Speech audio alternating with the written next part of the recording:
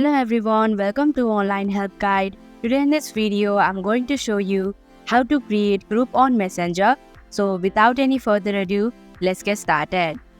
First of all, open up your Messenger app. Now click on the pencil icon in the top right corner. Here, click on Group Chat option. Now select the people that you wanna add. Then tap on Next button.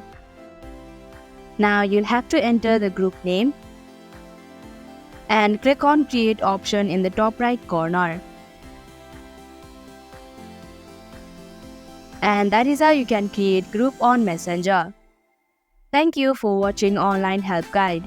Hope this video was helpful. If it was, then hit the like button and comment down if you have any questions or feedback. Also, if you are new to our channel, subscribe and hit the bell icon so that you don't miss our upcoming videos.